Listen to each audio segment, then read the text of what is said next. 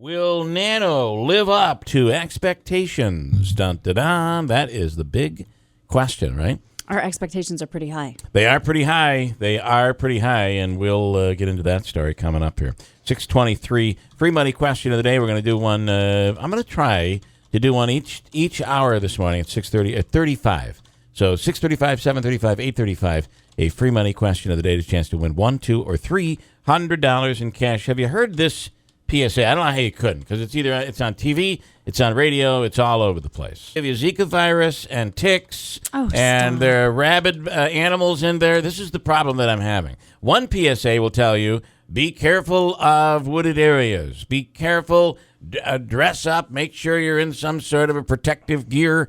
You could get all sorts of mosquito-borne illnesses. There are ticks, right? You don't want, what's the disease you get from ticks? Lyme disease. You get Lyme disease from ticks, rabid animals.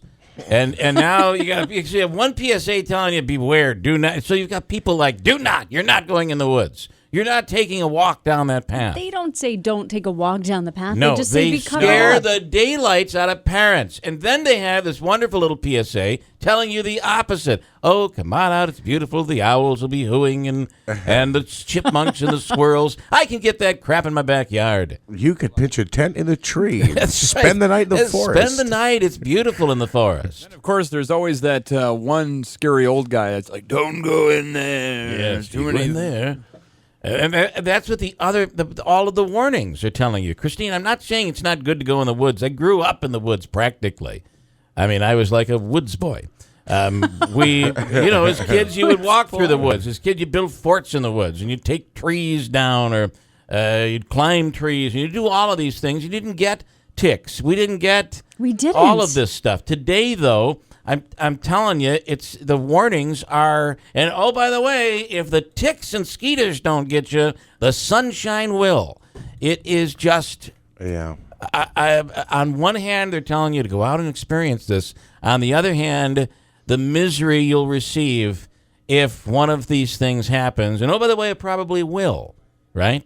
That's what it's like today. You know, I think about that every time you talk about the show Naked and Afraid or any of those reality shows. Yeah, why aren't they getting all bitten up? They do get bitten up. Oh, they do? But I'm thinking, why aren't they dying? You go into the woods with literally no clothes on. Right. Like, aren't things biting biting have no clothes things? on. Things biting things. Things are biting things. Well, and you know what? Areas that you don't want to be bitten. Especially in those places. In that case, it gets back to what you were saying. You said when we were kids, we used to do this, that, and the other thing, and we didn't have to worry about that. No, but if you go back a couple hundred years, I mean, that was how they lived. And they, obviously humanity got to this point with everyone living in forests and not clothed. So I don't know. I just don't. I was just listening to the PSA coming in, and I'm just thinking, you tell us to do that now, but in another 10 minutes, there's going to be a PSA on the radio that's telling us beware of the Zika virus, beware of this, that, and the other thing. And I don't think there's any amount of DEET you can put on yourself to completely prevent yourself from being bitten by this stuff. Did you sleep with an oxygen mask last night? I did.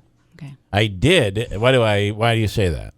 I did. You're all fired up. I have every night. No, I hit 7.3 hours last night. 7.3? Yeah, which is, I normally don't sleep past 3 to 4 hours. Wow. So I'm feeling like I'm full of oxygen. Full of oxygen and ready to go, which will usually get me in a little trouble. Andrew, do we have Rachel Sutherland? Is she coming up? Yeah, they're just connecting me with her right now. Because I'm close to breaking here, but I can hang for her if she's going to be coming up. Donald Trump is always in the news, right? What we're going to be talking about is not just Trump, but all the presidential candidates. And they're saying that foreign hackers, have been spying on the presidential candidates.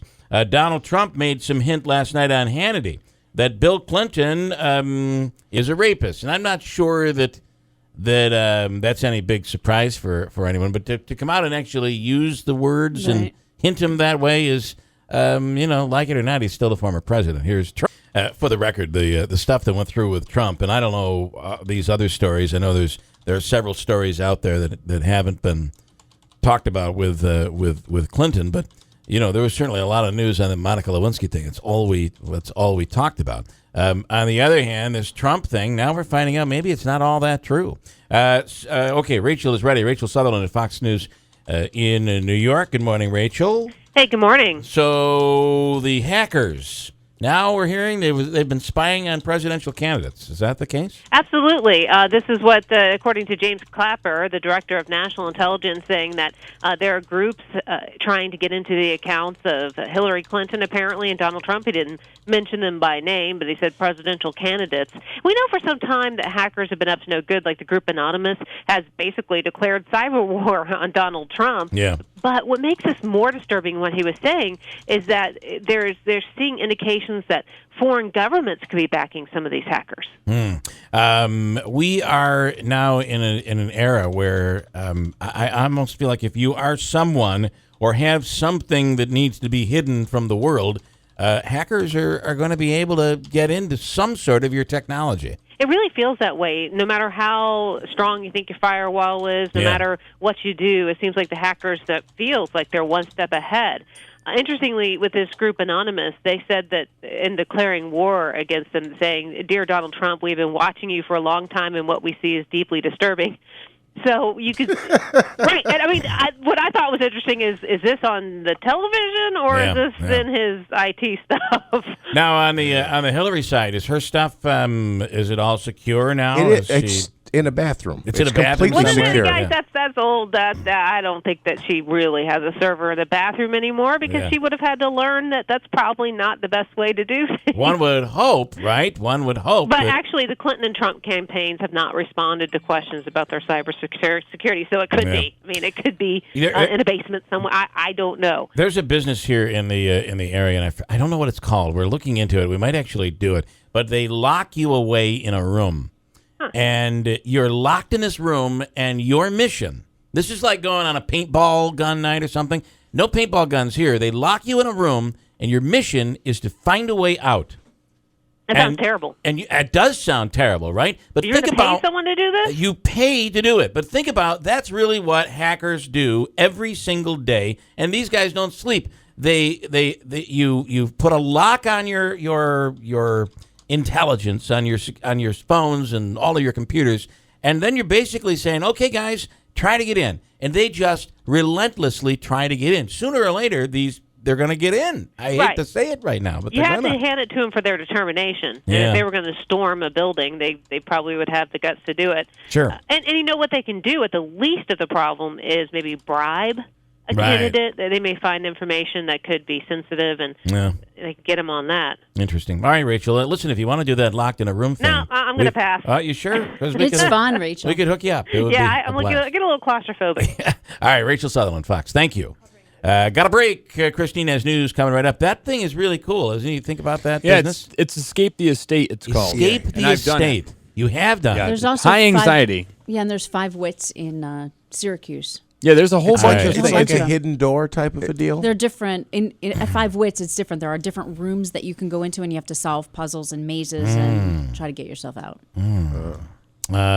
Did you get, was there anxiety for you? Well, there was, because you had an hour. The one that I did was out towards Syracuse, a little bit further. It's kind of off the beaten path, but they do a lot of stuff around Halloween, but all year round they have this, Escape the Estate, and it's multiple rooms you have to get through with like finding keys and stuff, and you only have an hour, so you're trying to, what am I going to do? It's intense. All right, well, that's interesting. I was contacted by those people, and they want us to kind of maybe go through it. So yesterday I was asked a question I did with Z.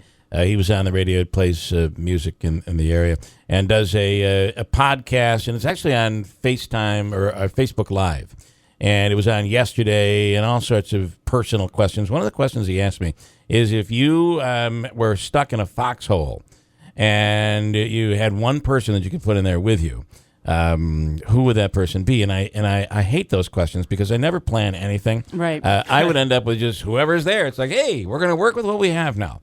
But Christine, I said it would be you because I'm like, man, she's tough, and I just sit there and let her figure all this stuff out, and then we do what she says, and then she's military. Really? Former military. You said me? I did, yeah. He definitely also said not Andrew. I did say that. I said it would not be Andrew Derminio at all. And the guns are going over your, the bullets are flying over your head, and you're in the foxhole. It's like, Christine, get up there and get us out. I'd be tucked down into the hole. Like a coward, probably. 6:33. She has news coming up next. Christine, that is, on WIBX.